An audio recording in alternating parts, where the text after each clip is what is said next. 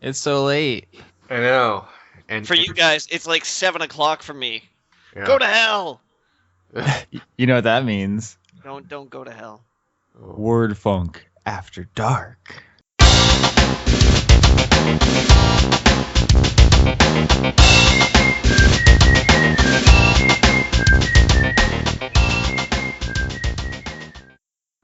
Ladies and gentlemen, welcome to Word Funk. Sauce. What? That made me uncomfortable. It was designed to from the get-go. Feels like it was. Before we do the show proper, Yeah.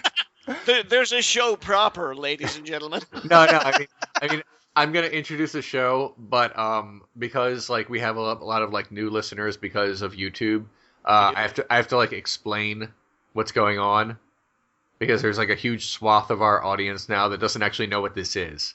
And they're all confused because they're like, "What? Why is this episode 3 and the other one's episode 85? Don't you?" And stuff like, "Hey, wait a minute! They already announced what happened in Star Wars a year and a half ago. Why are you talking about it now?" And even though it says so in the description when it was made, Oh no, poor normies. Okay, Yeah. so Leon Austin and myself, Johnny Maloney, are actually time travelers who bounce around in the space-time continuum making podcasts about Look, things. the bar for new episodes of Doctor Who is really low, okay? Yeah, All right, I mean, look, we're digging. I have a whole thing here. So I'm going to explain this to everyone real quick. Hello everyone, welcome to Word Funk. For new listeners on YouTube, of which there are many apparently, Word Funk is an almost entirely improvised podcast that is part nerd musings about games and pop culture and part autobiographical nightmare. I am Leon. Nicely done. Yeah, thank you. I am Leon Thomas, your host of the show, and also Renegade Cut. With me is Austin Horsecock Johnson. Uh, don't let the name fool you. His real last name is Yorsky. Austin is on this show, but he's also the host of Dice Funk, a show we all do together. And finally, Johnny Maloney, who is host of Nothing. I always. I have better things to do. Yeah, I always imagine Johnny doesn't really exist outside this podcast. Host of Real Life, starring everyone else. Except that I also dungeon master on Dice Funk. Thank you very much, Leon. I'm the one person who fucking sits down and has to write a bunch of shit for you motherfuckers to blunder your way through, and you're like, Johnny does nothing. Fuck him. I feel like you just sink into the ocean like Cthulhu at the end of the show. But anyway, it's actually just like a standing bathtub, like a claw-legged bathtub full of mercury. Okay. All right, everyone, we've actually been podcasting together for many years, previously on something called the Blistered Thumbs podcast, which no longer exists. Although, if you're on YouTube, you can catch, a good half to, 2/3 of the BT podcast. Oh. It's on there. Yeah, it's still there, so, Yeah, I mean... The evidence, unfortunately, still exists. Actually, if this is a little too weird for you, then stay away. Autobiographical nightmare is such a good phrase. The the entirety of the BT podcast is actually available, I believe, on my Patreon, patreon.com/Austin Yorsky. There you in go. addition to literally 200 other articles. But okay. As for Word Funk itself, it's been around for about a year and a half. We do weekly episodes, whether we want to or not. Common topics include Kung Fu, Florida, and my desperate attempts to flee Baltimore. Stephen King. And Stephen King. Well, we used to, but we I don't talk about Kung Fu that much, do I? I bring it up, actually, Okay. more than you do. For long-time listeners wondering where the episodes are, I've said this a million times, but people keep asking anyway. Go to my YouTube page. It's in the link on my Twitter profile. I also have a custom YouTube username now instead of just a bunch of letters and numbers. It's just Leon Thomas Renegade Cut. It's pretty easy to remember. Or just Google it, whatever. Every Word Funk episode is slowly being uploaded. Same with every Renegade Cut episode and Attack of the Trek eventually. If you want something, if you want to find something, just ask me and stop asking in the comment section on Channel Awesome. I don't go there. Ask in the comment section on YouTube. I go there. So, gentlemen, what it is. First of all, Leon, I want to ask you a question. How is your monitoring of the YouTube comment section going? Actually, very well. Like 99% of the comments go through. The other half of 1% get grabbed by the language and spam filters, and they don't go through. The other half of the 1% are like assholes who manage to be just complete douches without using cuss words, so that the spam thing doesn't grab it. So I look at it and I say, "You're a douche," and then I delete the comment. And by the way, when I say I delete the comment, I don't mean like stuff that's critical of my work. I mean stuff that's like, screw you, I hate your mom kind of stuff, or like weird bigoted comments don't go through. Anything. Isn't it weird how many people on the internet know your mom personally? I think the elephant in the room when you're introducing this show is that it's bad, and like you just kind of skimmed over that one. Like, oh yeah. The show isn't really supposed to be about anything. It's just a conversation among three people who've known each other for a long time, and we record it, and people think it's funny. So anyway, and sometimes I sing, and sometimes Johnny just sings, no matter how much we want him not to. So he just goes for it every time. So guys. Johnny, you have a topic that you want to discuss. I've been listening to the old episodes of Word Funk, like the first few episodes. We used to be more structured. So, Johnny, if you have a topic that you discussed, just go for it. Just bring the organization. First of all, I want to ask you guys a question. Oh, okay. Because I've been, both of you know that I'm really into music. Yeah. I've kind of been rededicating myself a little bit to that, like listening to albums in full and just sort of like, I don't know, soaking it in a little bit more. If this segues into a review of the new Coldplay album, I'm not sure how I'm going to feel. Actually, I don't really like Coldplay that much. I don't know if you know the band Houses, but Houses is like the Coldplay that I always wanted. So yeah, no Coldplay.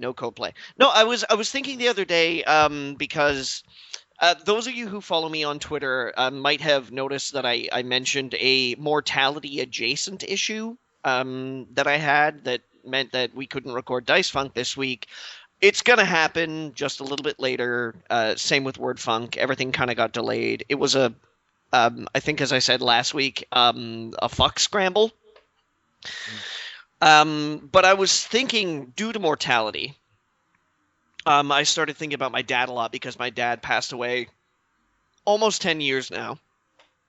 And I was thinking about how our musical tastes are informed by our parents a lot of the time.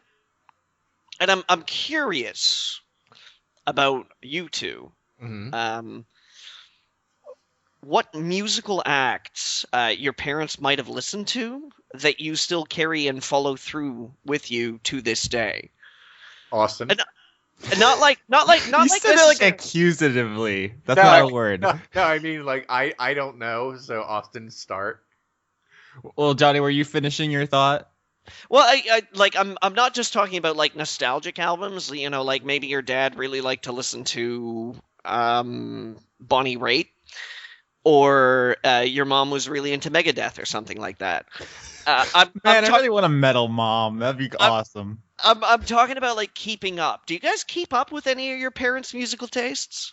I don't know my parents anymore, but in terms of what I remember of their musical tastes, my parents actually did like metal. Because I distinctly remember my mother having a record player. And one of the albums that scared me was an Ozzy Osbourne album because like the cover of the record was scary.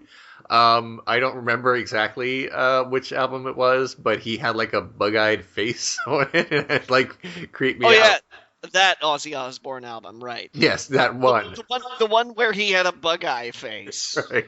I also my father had a CD of Paranoid by Black Sabbath. So they apparently both liked Ozzy a lot, and he gave me it because I wanted it, and that was that. Actually went to see Sabbath Reunion with my mother when I was young, Don't much care for metal anymore, but it was like, there was like a few that I liked.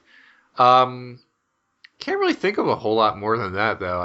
We didn't really talk about stuff like that as far as I remember. That's just something that pops up in my head. Paranoid is a baller album, first of all. It really is, yeah. Also, and I've seen Ozzy in concert too at Ozfest, so that's a thing. We have so much in common, Leon. Kind of.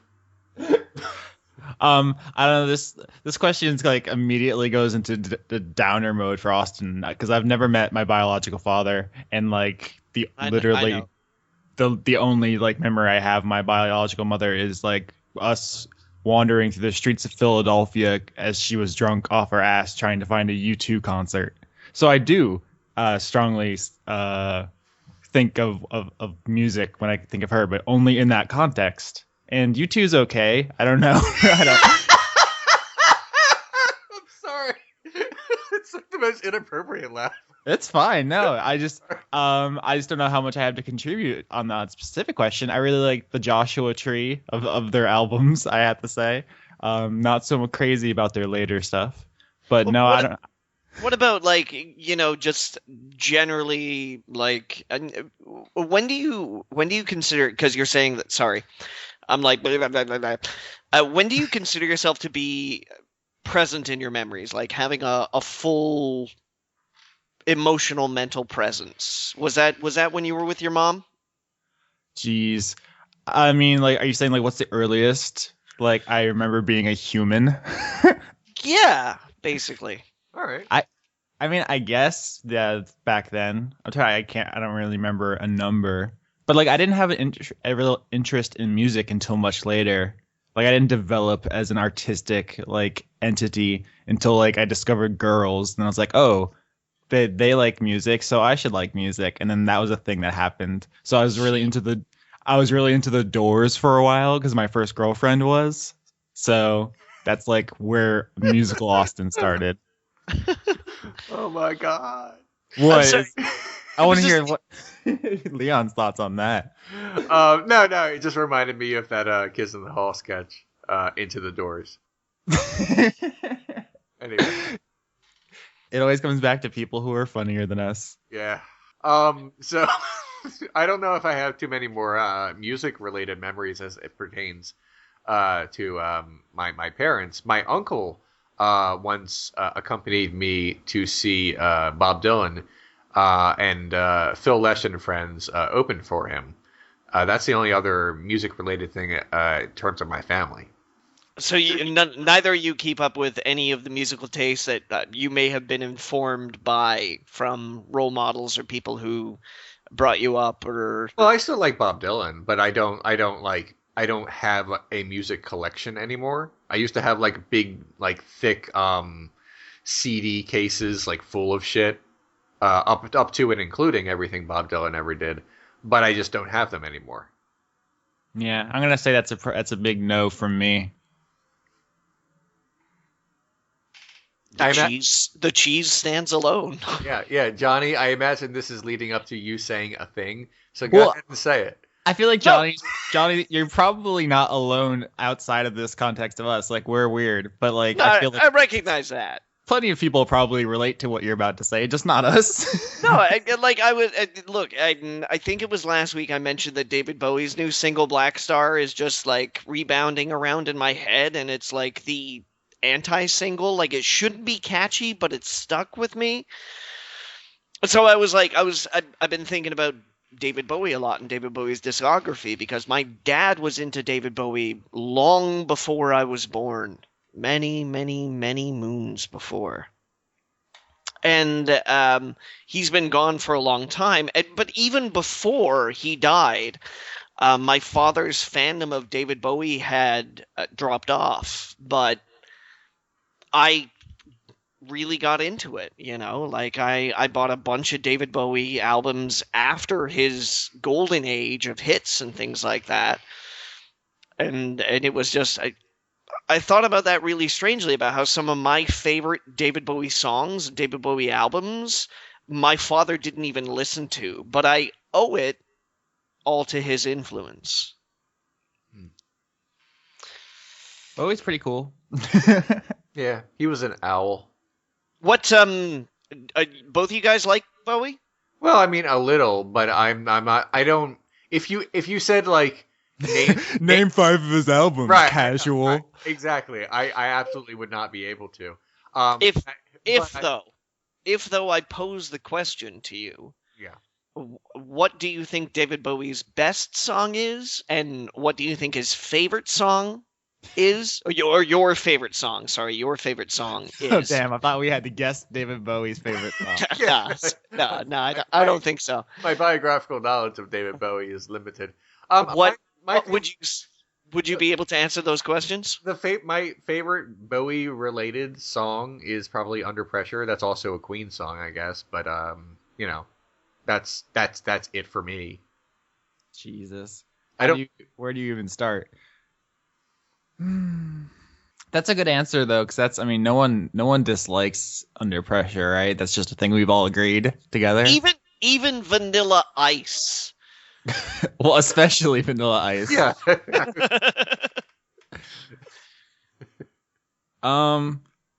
Geez, maybe Space Oddity. It's a good one. Are those you're saying that's his best song to you? I don't know. Or are those your favorite songs of his? Best requires such an extensive knowledge of his discography that might be difficult. I'm not even suggesting. You know? No. I mean, okay, like it doesn't have to be of all the songs he's written, just of your knowledge. Because especially with how weird and like eclectic his shit is, because he went through like so many distinct phases. So you're not only picking a favorite, or you're not only picking like a best song. You have to pick like the best Bowie, right? Like, oh yeah, disco Bowie is best Bowie because I pick, Let's Dance now. So now right. I've made that declaration to everyone. Right. He's like the Miles Davis of music. Wait. I'm embarrassed by how long it took me to realize what you said. Yeah. I'm glad this section has been super alienating to anyone who doesn't know about David Bowie. This is... it was funny because like in the beginning of the show, I'm like, let's do a very structured show, and Johnny just like pulls like, hey guys, I'm gonna set fire to everything. Right. I don't know what we're doing, but that's par for the course. Okay, Johnny, do you have more to say about this? I feel like you're building to something. No, not really. Oh, really? Okay, I was wrong. This is just us rambling completely. That requires some kind of foresight. I was just kind of like, musing. I'm sorry, I've been very introspective this week. It's all been very personal. Okay. That's fine. You just be like, I'm Johnny Maloney. These are my thoughts. Do with them what you will. That's fine. Yeah, pretty much. Johnny's like discussions on this show are like the end of every Monty Python sketch. There's no like real end to it. It just sort of drifts into something else. Huh. There. Okay. So, moving on. We need to make them more like a Mr. Show where they actually transition. Oh, okay. As far as sketch comedy analogies go, I'm fine with things just like.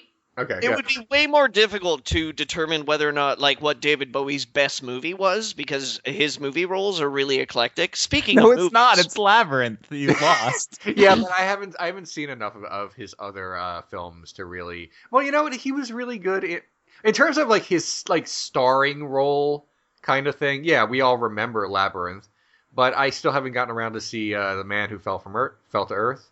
And in terms of like supporting roles, I mean, he's been in a lot of really good movies. He's just been only like briefly in good movies. Mm-hmm. He was Pontius Pilate in The Last Temptation of Christ. He was Tesla, wasn't he? In Nikola Tesla in The Prestige. Yep. Yeah, he just sort of pops up. I'm like, oh, David Bowie's in this. So I don't know. I have to see more of his stuff to really say more about that. You know who else loves movies though? Oh, who?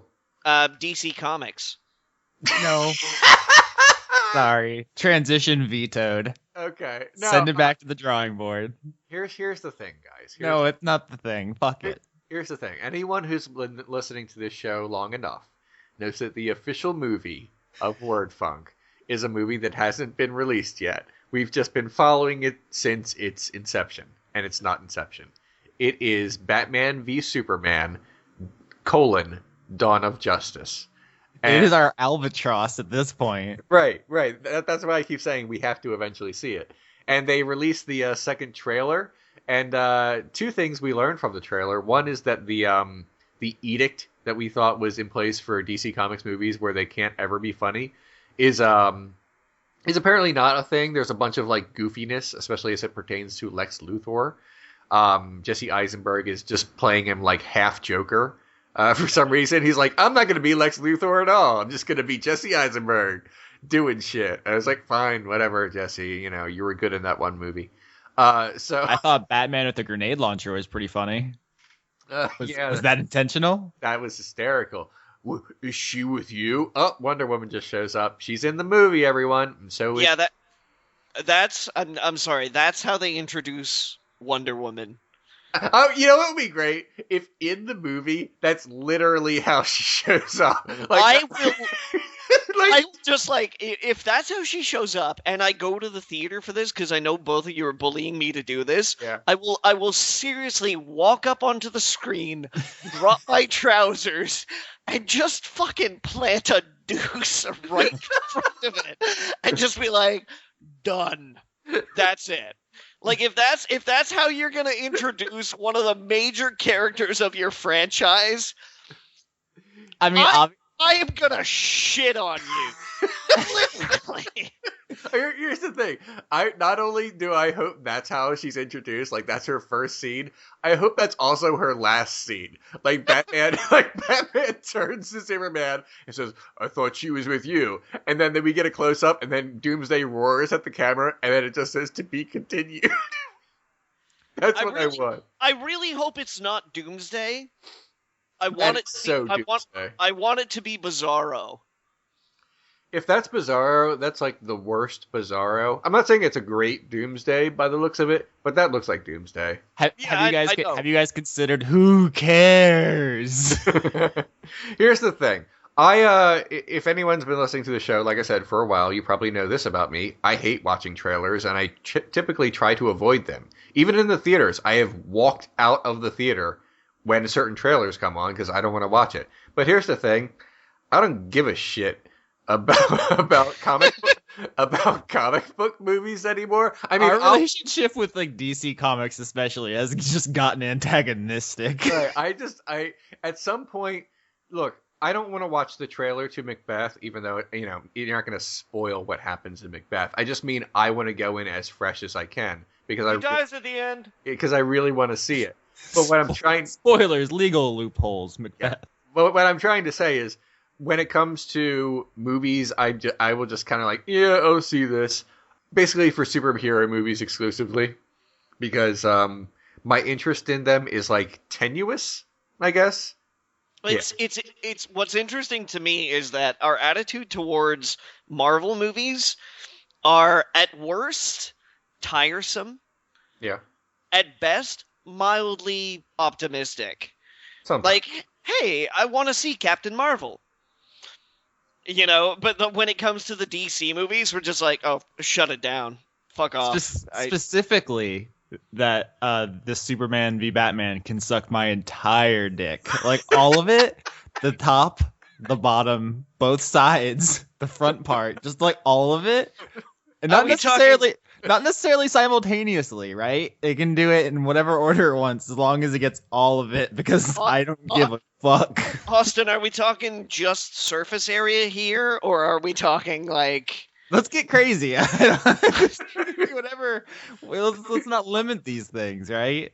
Oh my. So... Word funk after hours. Yeah, this is our... Sauce. Why? Oh, should we at least be specific, or can we just trust that people get our frustration with the whole thing? Because I don't want to belabor the point. All right, look. Here's the thing. This Zack Snyder, fuck it. It's you know what? Maybe it'll be okay, but I just. I remember that feeling, Leon. I remember that feeling seeing the trailer for fucking Man of Steel, and do you know what Man of Steel did to me? Hurt you?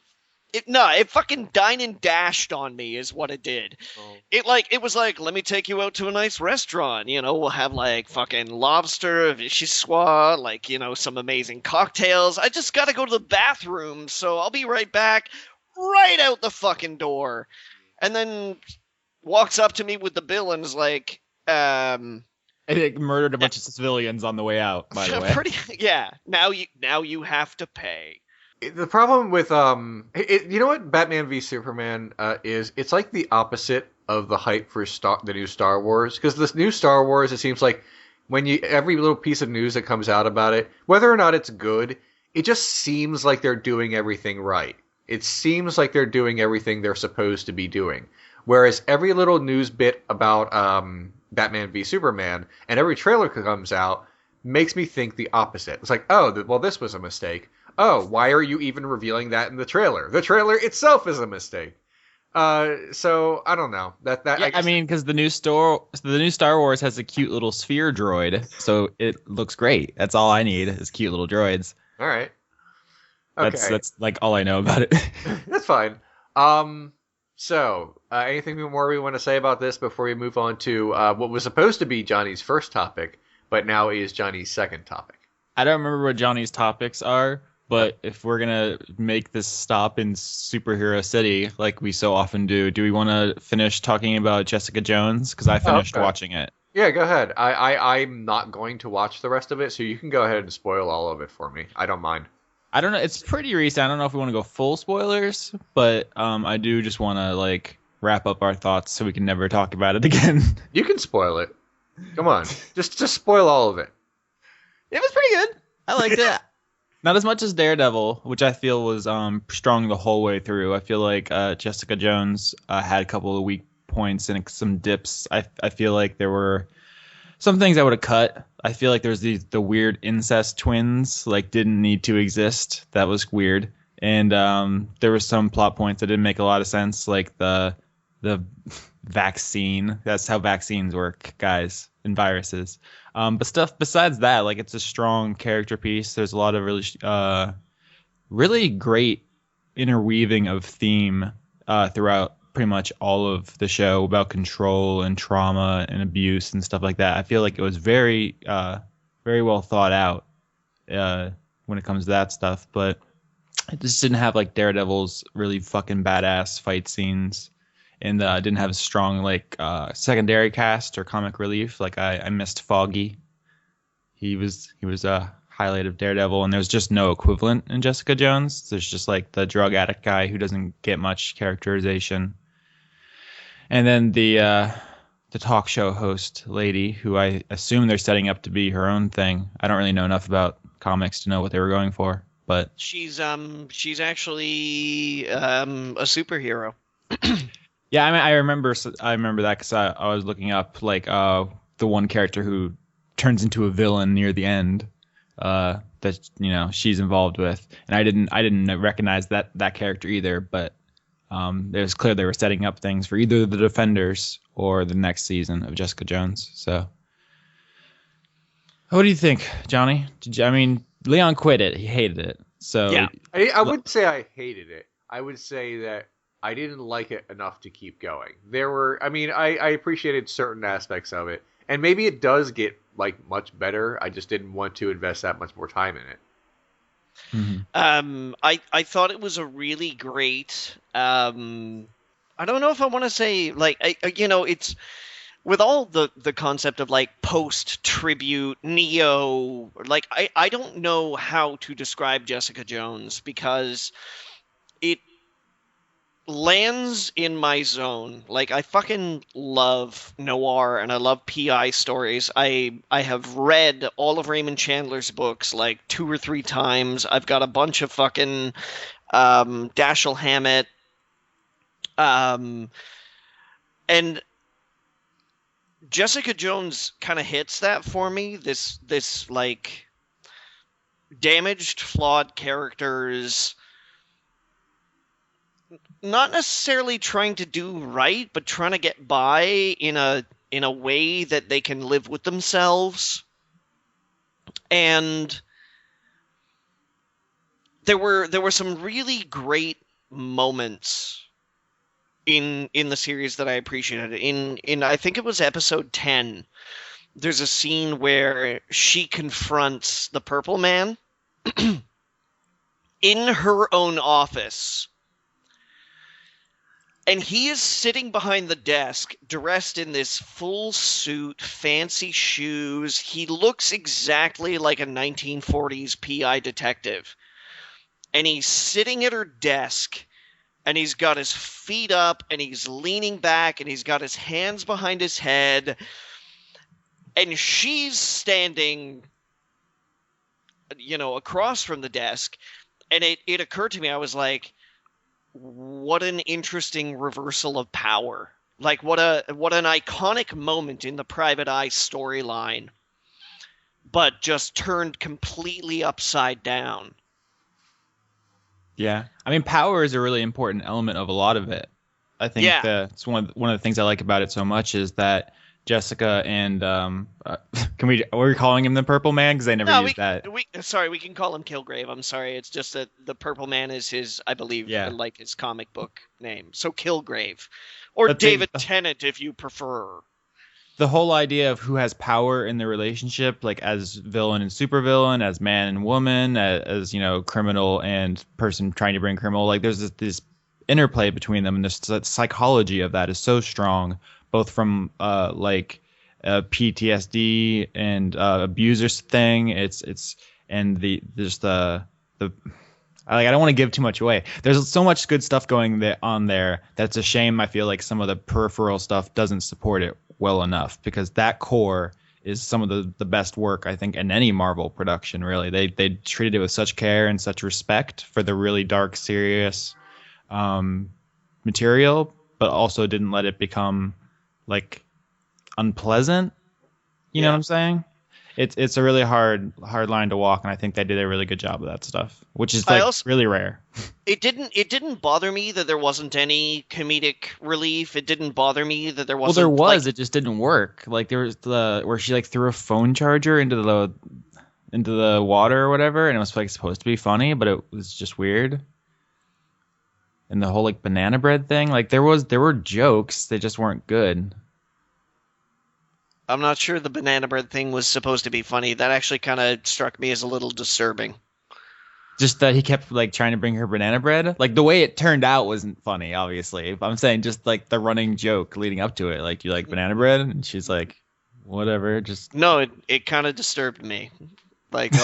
Through the whole way. I wasn't watching this is the thing, is that gleaning from the Marvel movies, which are trying to make each one of their movies about a different style. Ant-Man's supposed to be a heist movie. Captain America are supposed to be spy thrillers. Thor is supposed to be Shakespearean style drama. Iron Man is supposed to be snark. I watched Daredevil, and I was like, oh, okay, this is obviously a mob movie. This is organized crime. And when I watched Jessica Jones, I was like, all right, this is noir. This is private detective. This is lone woman on the streets. And Luke Cage is going to be blaxploitation, and then Iron Fist is going to be kung fu. I think so. I'm pretty down with that. I'm so cool with that concept, they're obviously gonna turn them on their heads, because that's working for them right now. And if you actually look at the creation of these characters in the comic books too, that's kind of what they were. That's how they were made. Can we also talk about how refreshing it is that they objectified the shit out of Luke Cage and really not Jessica so much? Oh, man. Dude took his shirt off so much. That camera was near to getting caught inside of his abs. It was pretty fantastic. I was surprised that we just didn't see moisture, sweat just congeal on the lens, because it got pretty hot as fuck. All right, we lost the plot there. Yeah. I don't mind if I'm gonna lose the plot. If I'm gonna lose the plot in Luke Cage's biceps, then Oh man, I'm all right with that, yo. If this is your first episode of Word Funk, maybe go back and listen to a different one, like Self-Loathing or what the fuck the Sexy Time Variety Hour. Like I promise there are tolerable ones. Start from the beginning and then stop early. Well, the early ones are up right now. And so, oh my god, can we talk about something I care about? Yeah, sorry, Leon. Jeez, Leon, yeah. Tell me what you need. My god. Do you have? I want to help you. All right, yeah. There's a topic. I'm not sure how interesting it is, but it's relevant to our interests because we're on YouTube, and YouTube is expanding, as you know. YouTube Red, which we talked about and kind of shamed a little bit a little while ago. They are trying to make it a thing. Basically, if you sign up for YouTube right now, you get ad-free YouTube and access to something called YouTube Music, which I don't care about at all. But, and also PewDiePie. Don't you always have access to PewDiePie? Isn't he doesn't he have a show on YouTube right now or something? Or I genuinely don't know. I don't mean that like I'm not in any way dissing PewDiePie. He seems like a really nice guy. I just don't have any interest in his videos. Right. I know it's fashionable to do so, but I've just never seen any of his videos. I'm sure he's a nice guy. But anyway, so they're trying to make Red into a Hulu or a Netflix. They're trying to get their own Wait, Netflix? You mean the same network that makes Jessica Jones and Daredevil? Just shut up. I guess we could have done a transition, but I just didn't want to. Well, don't fucking ask for them then. Well, just look. It's okay to do a hard stop on a conversation too, instead of just petering out. Later, the rules keep changing. I just can't keep track of them. Okay. Anyway, so the point is, they're trying to add content to their catalog, of basically just stuff that you can only stream on YouTube and not anywhere else. You know, they want to be Netflix, and I don't blame them. I mean, everyone wants to be Netflix right now. I want to be Netflix. I want to be inside Netflix.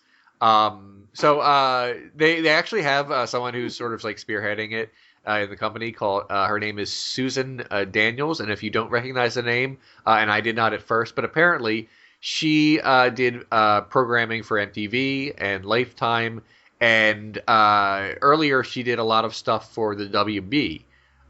She helped put Smallville on the air, as well as Buffy the Vampire Slayer. A good old Whoop.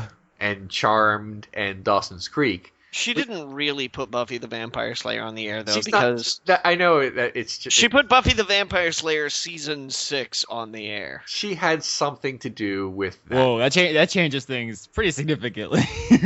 Well, I mean, the first 5 seasons were a Fox production. Let's be honest with ourselves here. You can't just be like, yeah, the CW put Buffy the Vampire Slayer on the air. No, I said... No. I think we hit a sore spot with Johnny. No. The point is what I'm trying to say is she's not some rando. No. She did a bunch of shows. She did Charmed and Dawson's Creek. Which leads me to this question: how great was Dawson's Creek, guys? I don't want to wait for our lives to be over. Oh my god, such a great show! I loved it so hard, as you know. I really just want to talk about Dawson's Creek. I've never seen Dawson's Creek, but I know James Vanderbeek is in it, and he plays himself in a show with Kristen Ritter, star of Jessica Jones. Yep. So that's my contribution to that conversation. Thank you for that. Isn't it only a matter of time before they bring back Dawson's Creek? Because every other show has been brought back. Of course. Actually, I'm surprised it's taken so long.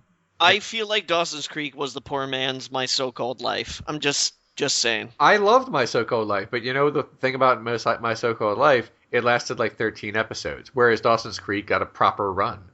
Yeah, I know, but one of them was a better show. I mean, I don't know. I don't know about that. And here's the thing, and it's hard to compare. fucking heretic. It's hard to... Hot Dawson's Creek takes, only here on Word Funk. It's hard to compare the two because it's like comparing the British The Office to the American The Office. I mean, you could say that you liked one more than the other, but one of them got like 10 episodes, and one of them ran for like a large portion of someone's life. It's like trying to pick the best David Bowie song, just to pull an example out of thin air, you know. That's why I tried to frame it. God damn it! Just something off the top of the dome. No, but seriously, for this YouTube thing, right? So they're trying to be their own content network, which seems like it makes a lot of sense because Netflix is making a lot of money, but YouTube already has like fucking all the traffic, right? I don't know how much more. I mean, and they don't make money. How much more can they like feasibly invest? Like making content is expensive, very expensive. I'm a little surprised that they're actually going to give money to people to make content before it's made. Because they historically have problems paying people after it's made. Is that the joke? Well, I mean, you know, like in the first place, they're just kind of focused on, holy shit, you get a lot of views, so we're going to pay you some money, as opposed to, hey, we think you do good stuff, so how about we give you some money and then you can get more views? It doesn't seem to make sense because they already have like this huge base of people who go there anyway. Like the point of Netflix doing its original programming is that it adds value to the proposition of a subscription because you can't get it anywhere else. But people are already on YouTube. Like no one's gonna be like, well, I guess I'll finally, you know, to try that YouTube thing everyone's on about. Like everyone's there. Well, that's the thing. It's not YouTube. It's YouTube Red. You have to sign up for YouTube Red in order to get these hypothetical new exclusive shows. That's what they're trying to push a subscription of YouTube Red specifically, not YouTube, just YouTube. I guess, I think as far as branding goes, you know, like PR. Like people aren't going to make that distinction. Like it's all YouTube to them, right? Maybe. Yeah, and they're not going to want to pay. Because Community Season 7 worked really well for Yahoo Screen. That shit is like just blasting off right now. Oh my. Is it not? I don't know. I don't. I've heard, you know what? I've heard of Yahoo Screen, just that season of Community. I don't know anything else about what it's going to be doing, which is probably a bad sign. There's another show called Other Space that's actually really good. It's sci-fi comedy, kind of in the vein of like Red Dwarf or like, you know, Hitchhiker's Guide to the Galaxy. That's actually really funny. Okay. But nobody's watching it. Oh. Or they're pirating it probably, right? Instead of watching it on whatever service that people are paying. It's free though. Yeah, I mean, Yahoo Screen is free. I mean, I watch. Listen, I know a lot of people who pirate free stuff just because. Like that's totally a thing. At some point, we're gonna have to start talking about Stephen King again because that was like a big thing in the first 10 episodes of this show, and it was gonna be like the joke of Word Funk, and we just forgot about it. Well, it's because none of you are on my Stephen King level. Like, I know all the Stephen King joints, and Johnny's like, there was the Tim Curry clown, right? That was a thing. Guys, also Gerald's Game. I read Gerald's Game. I'm going to just tell you this right now. One episode in the future, without any warning, I'm going to start doing a live reading of that one chapter from It. The one that you like cut out half of my gross jokes about. Yeah. I'm going to stop right before it gets wrong.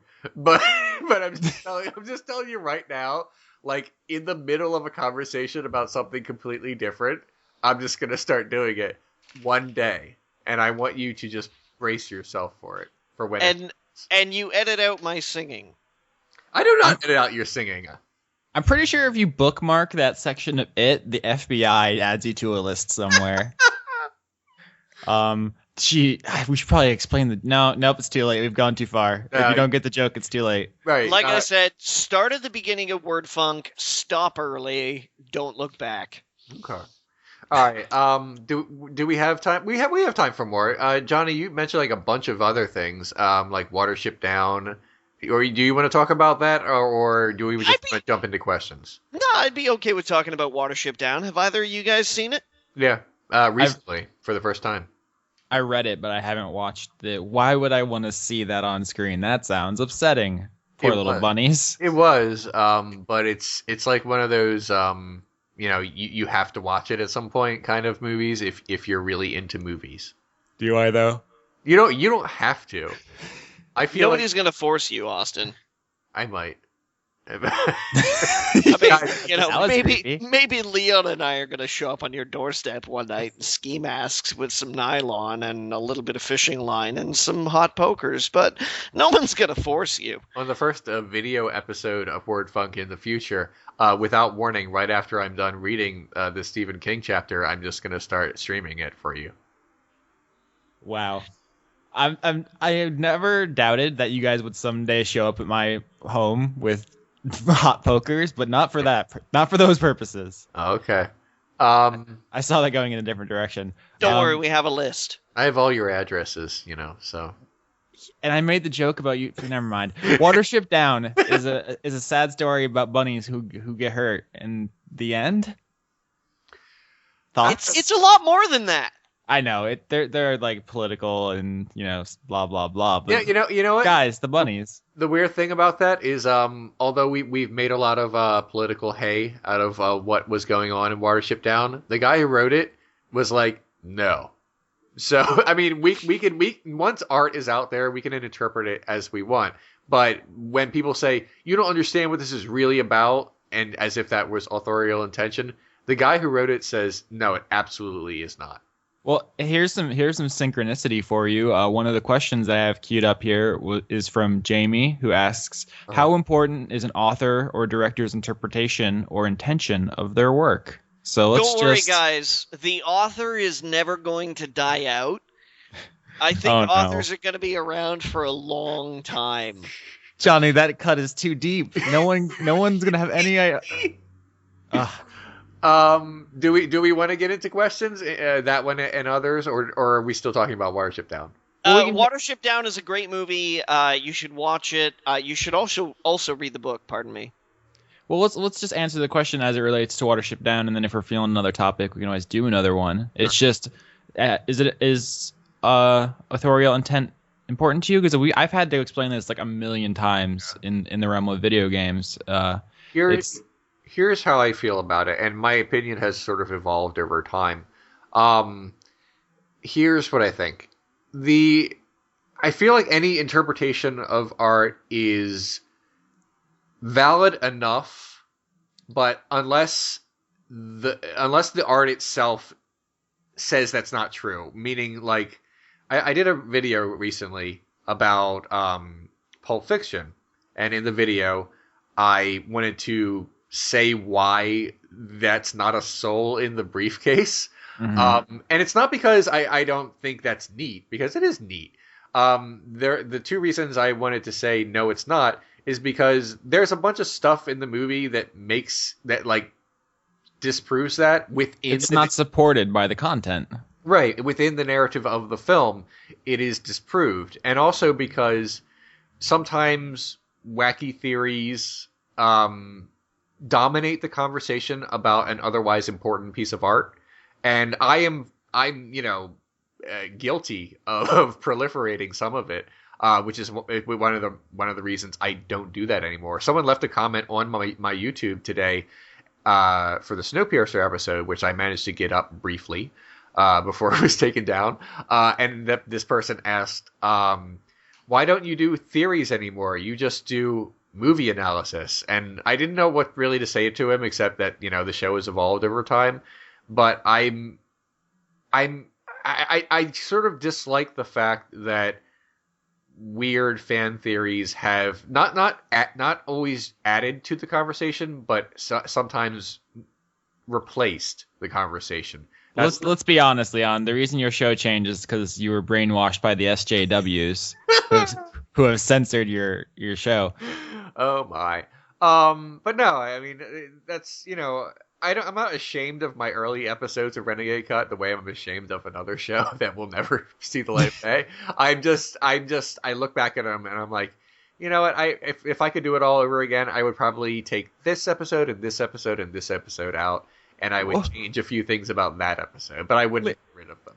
What do you mean shame, Leon? How can you not love your early show, Leon Thomas's White Power Hour? That's New listeners, that is a joke. There really was not one. We're talking about something else. So you have to say that, Austin, because you have to understand.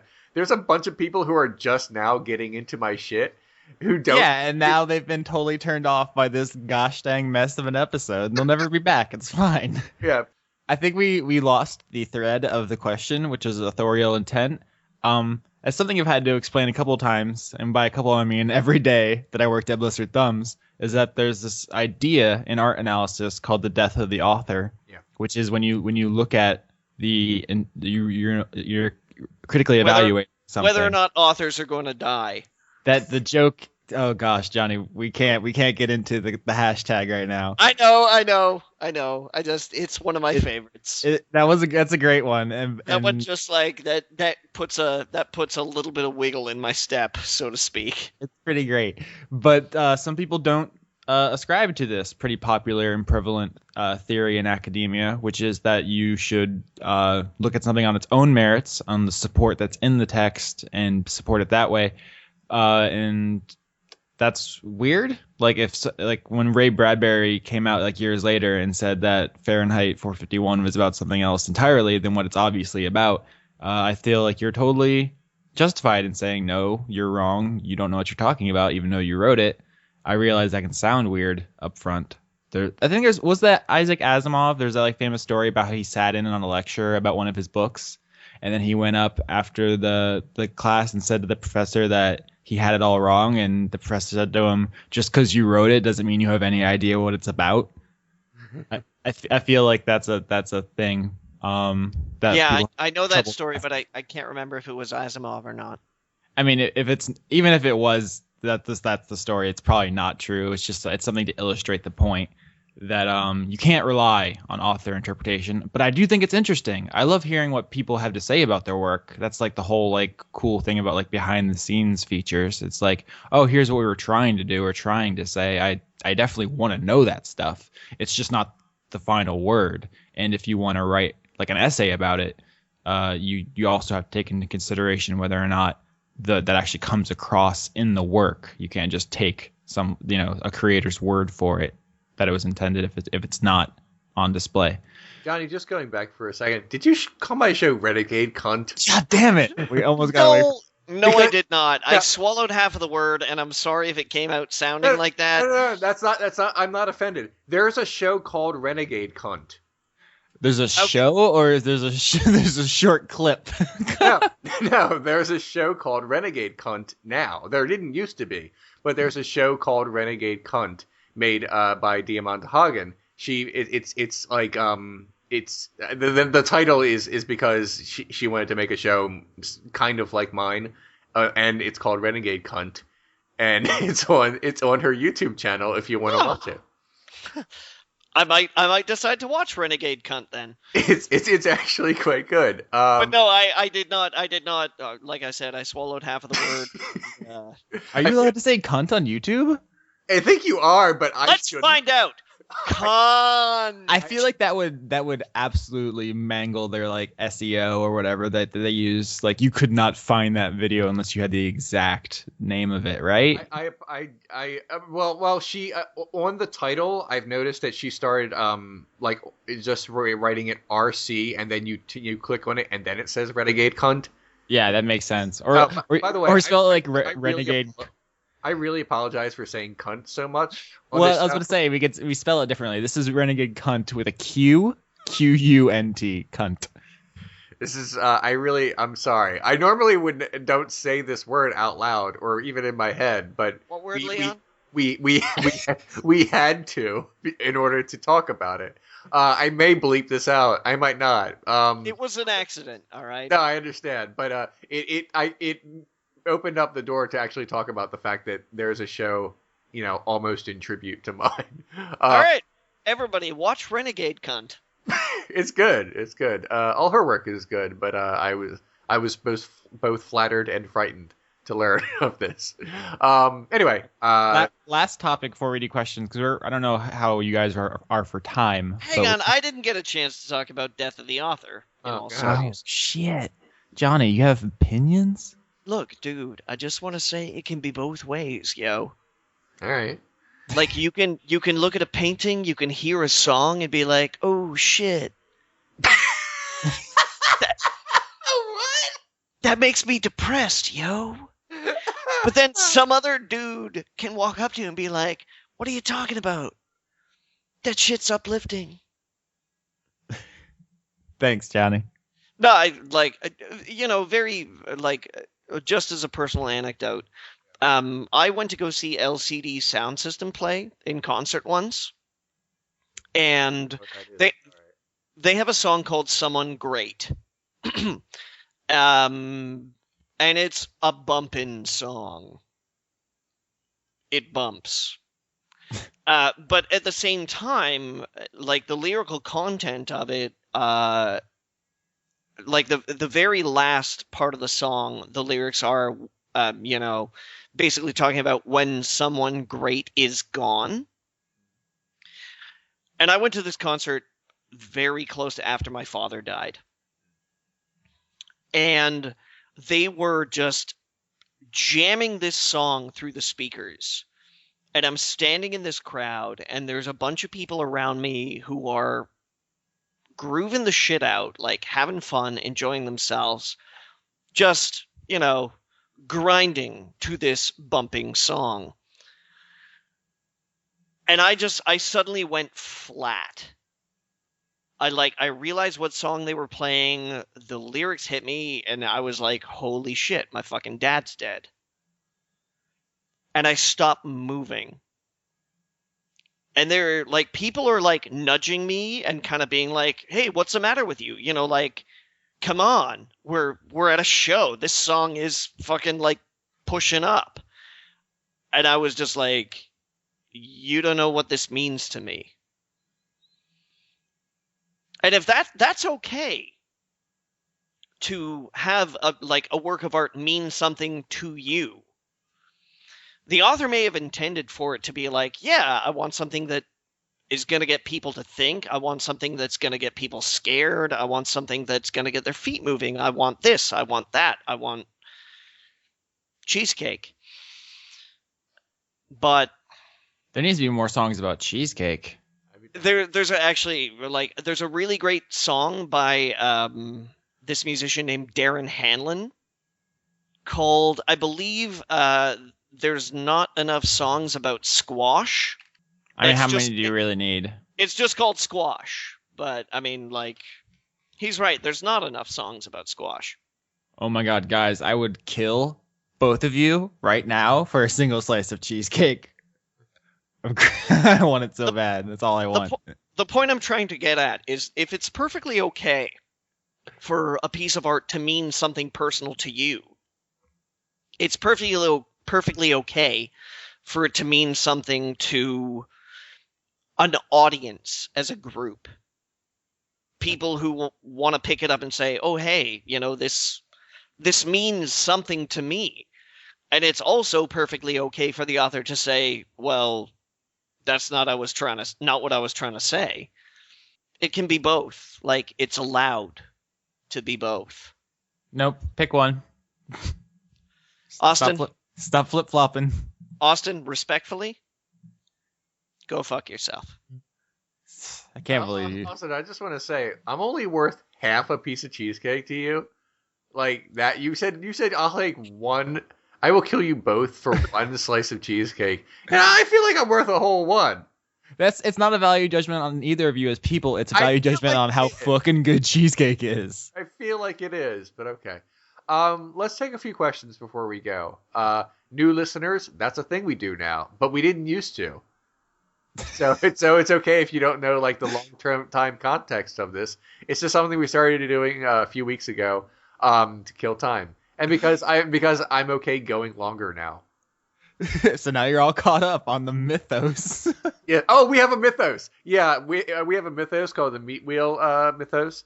The meat wheel turns. Yeah, it turns. It sure does. And you know what? You're just gonna have to figure that out yourself. Anyway. I mean, the short version is that Leon lives in Bloodborne, Johnny lives in Twin Peaks, and I live in Florida, which doesn't really need exaggeration because it's Florida. And we have stories that reflect those. Start at the beginning. Stop early. Don't look back. Try to ignore the nightmares. All right, first question. Yeah. Unemployed Historian asks, who is your favorite poet? And if it's not T.S. Eliot, then why isn't it T.S. Eliot? That's a fair... it is. It's a fair question. Yeah, I used to read poetry a lot, but my feelings on poetry are much like David Bowie. I can't remember all the poems by every poet that I like, but I remember poems by poets I like. There are a few. Actually, you know what? My favorite poem is actually by Alfred Lord Tennyson, The Lady of Shalott. That is my favorite poem. So I don't know if that's my favorite poet, though. So like I said, I like poems, but I'm not always familiar with the oeuvre of every single poet exactly. So that's my feeling on that. Mm-hmm. Okay. I've only been. I mean, I when I was young, I guess I would say Poe, but I guess that's everyone's angsty favorite poet. I went to his graveyard once, and that was neat. I mean, it's not like his graveyard, like that. It's the only grave. I just mean I went to the graveyard where he is buried because he came to Baltimore to die, even though he's not from here. So that's it. Yeah, I was thinking either Poe or Plath. Sylvia Plath, but I don't know if with poetry because they're usually so short, right? Except for like the odd epic here or there that you remember the poems themselves more than the poets. You know what I'm saying? Like I don't own any books of poetry by like one person, and it's like this is my jam.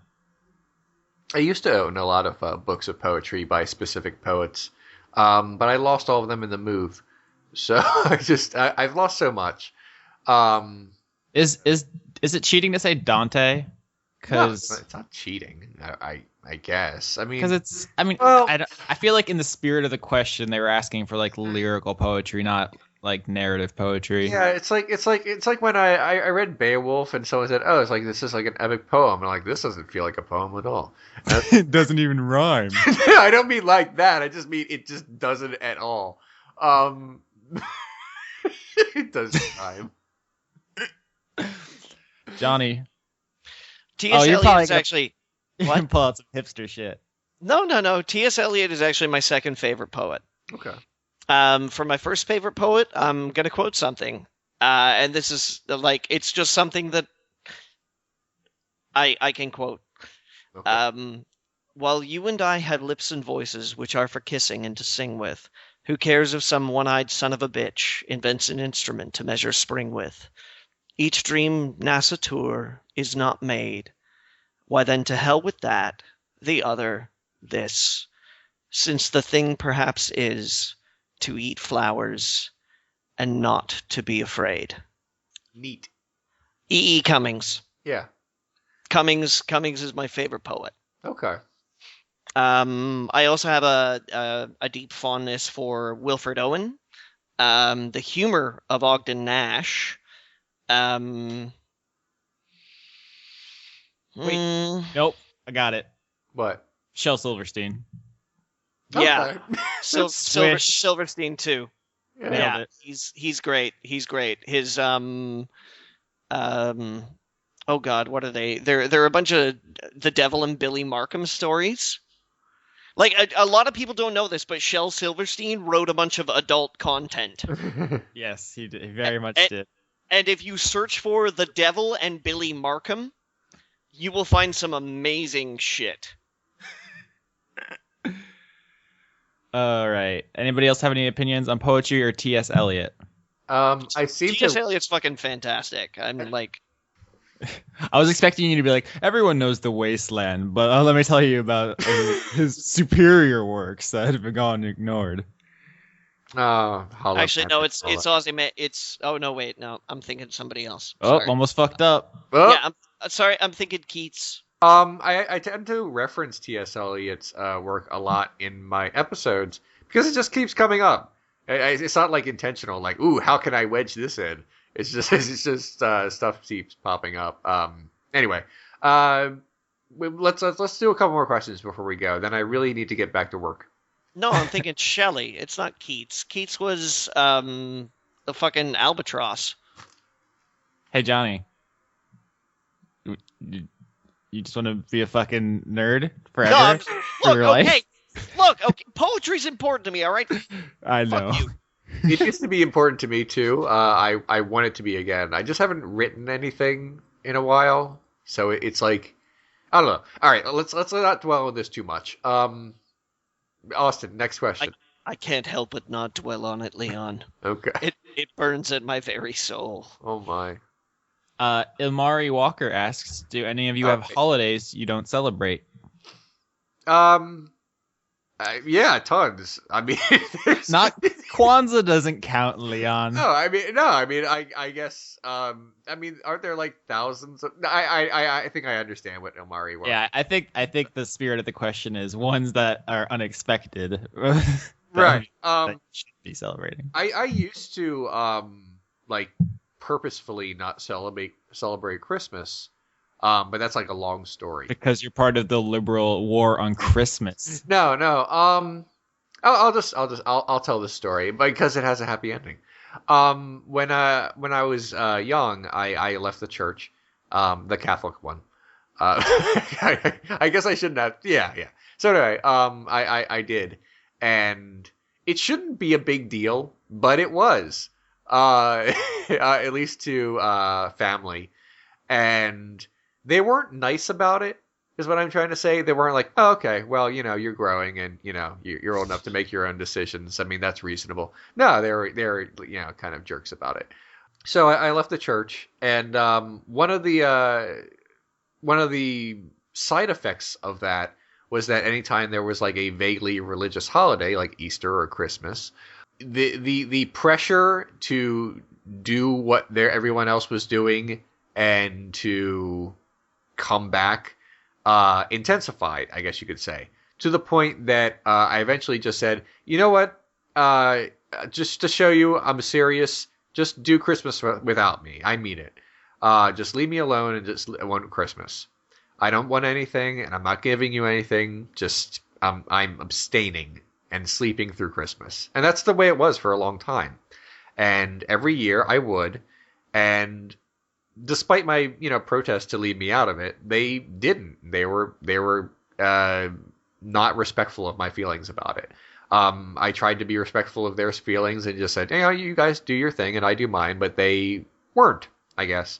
The point is, when I was out on my own and I could do whatever I want, Christmas related, because there was like a sour taste in my mouth about the whole thing, I just didn't. I started to just dislike Christmas all on my own.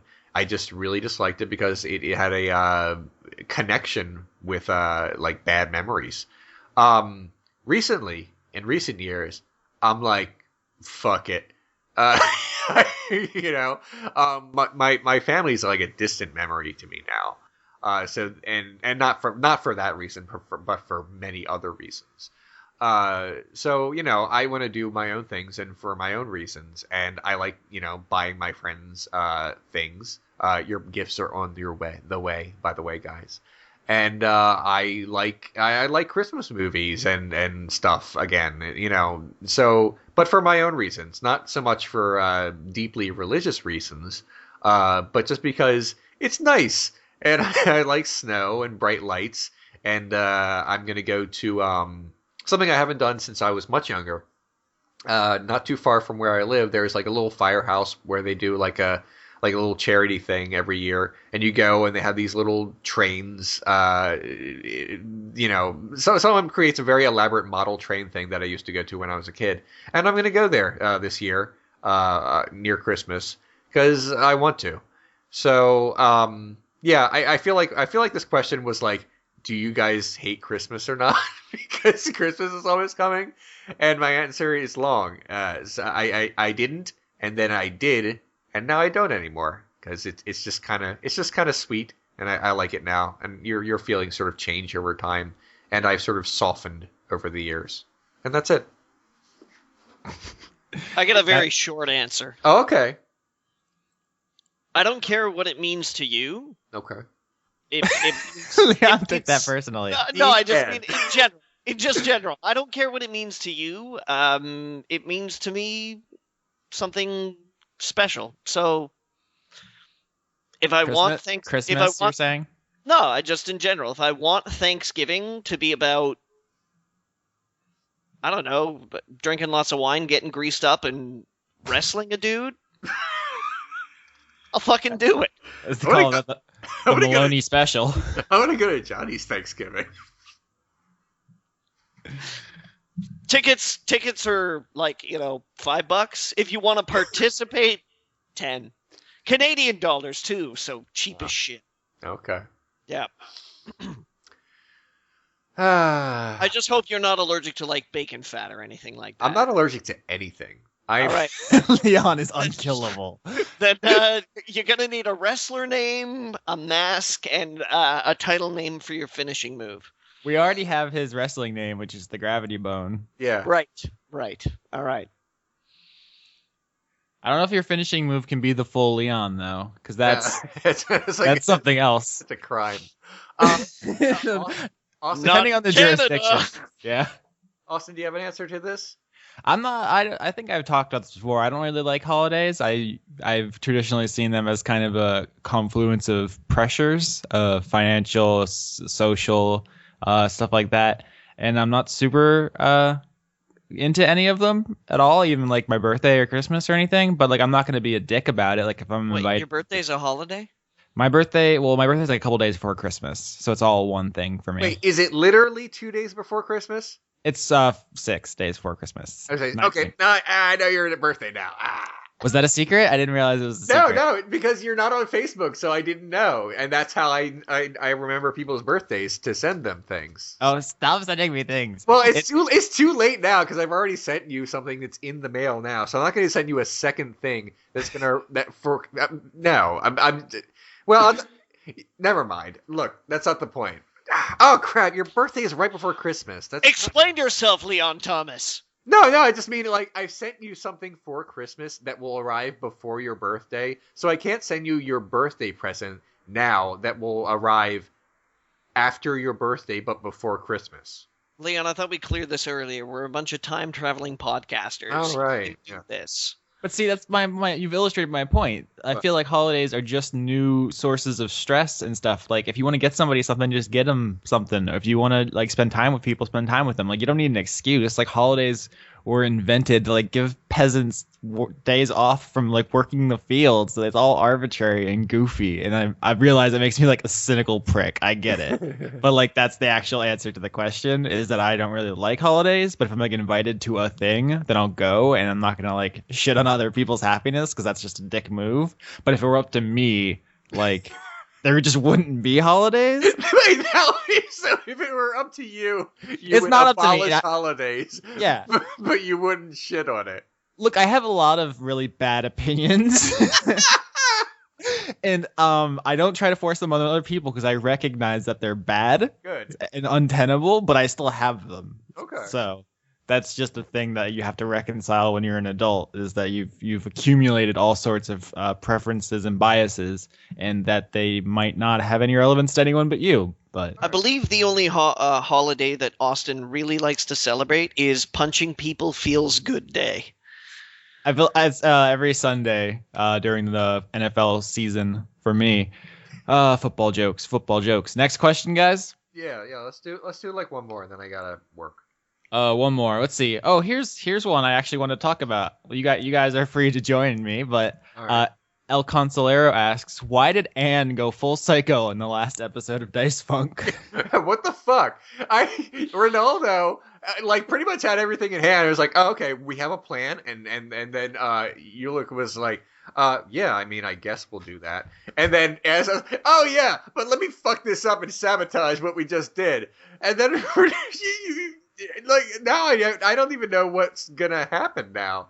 So no spoilers, which is a thing because actually I hadn't been thinking about this, but someone asked me not to say any spoilers of Dice Funk on Word Funk, and it hadn't occurred to me before that people cared enough about our things to consider anything spoilers. But that's cool, and thank you for caring.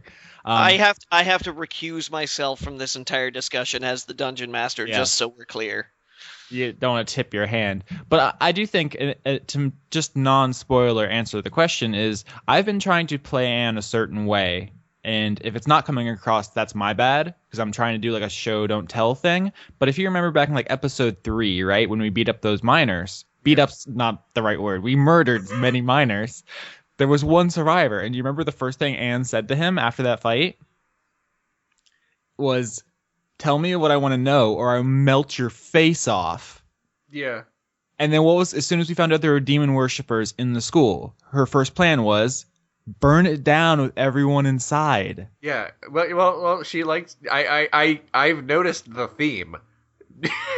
Like, if you see the character sheets that I post on my Patreon, her personality is opportunistic to an unsettling degree. Like she's on the side of good, but her methods are flawed and disturbing. Like that's how I've been kind of trying to play her. So I don't, if her being quote unquote psycho came out of nowhere for you, then I haven't been being clear, because it didn't come out of nowhere. It was just inconvenient. Oh no, but that's something I try to do. Like I'm playing a deeply unoptimized character. Like I've multi-classed in Ranger, which is the worst class, and a cleric's pretty good, but the kind of cleric I am, a cleric of light, is the worst one. Like I'm playing a character for role-playing purposes, not to be like good at D&D. No, I know. You feel? So like I'll definitely will sabotage the mission if it is in character for Anne. And I have several times. Like I told those miners that we let the people into the city. I kicked that door in even though I knew there were people on the other side. Like I'm very uninterested in optimal play, and I'm fully into the character stuff. So there's definitely some darkness in Anne, and it's something that is going to be part of her going forward. And I don't want to go over it too much, but I think you also have to consider the way that religion works in D&D, because she's a cleric of a good god, and in D&D gods exist. Like there are no atheists or like agnostics in D&D. They're real, and you can visit them if you have the right magic, right? So she is absolutely convinced in the morality of everything she does. Like she has a hotline to a deity, and she's like, I'm on a mission from God. You're either on my team or you're my enemy, and I'll melt you. Like there's a very deliberate and almost like fanatical way to the things she does. And I guess maybe because I also play her like a bumbling idiot, people don't expect it, but I think it's all kind of like her simplistic mindset, which is it all kind of gels together in my conception of her. Maybe we can explore that more. But yeah, there's a lot of stuff going on there, and we don't have a lot of time to talk about it on Dice Funk because we have to like get into the game because we're always short on time. But I'm definitely interested in people engaging with the characters beyond their stats and roles. So those questions are my favorite thing about doing this show, and you should listen to it. It's on your YouTube now, Leon. You want to plug that shit, man? Yeah, YouTube. My username there now, if you need to quickly find me, is Leon Thomas Renegade Cut, or you can just Google it. You will find it. I put playlists for Dice Funk and Word Funk and my main show. So we everywhere. We're on Channel Awesome. We're on YouTube. Oh yeah, and iTunes and everything. It's nuts. You cannot get enough of us. You just can't. We're everywhere. By the way, I have a very unoptimized character in mind for whenever Ronaldo dies, because I feel like that's gonna happen. I assume that Ronaldo is not making it through this quest, so I've already started planning my next character. I'm not going to tell you what it is, but it's so weird that I have to like discuss it with Johnny before I can even go forward with it. The question isn't when will we party wipe. It's like how badly. Like, will there be enough to bury? Right. I feel like we're definitely dying. Right. I'm looking for like I feel like eventually we're gonna get picked off, but like, is it gonna be all at once, or is it gonna be more like, will this party be replaced in the way of like the ship of Theseus? Where like one of us dies, then the other, and then all of a sudden we're not really the same party anymore. We'll have to update the art because it'll be an entirely different party by then. All right.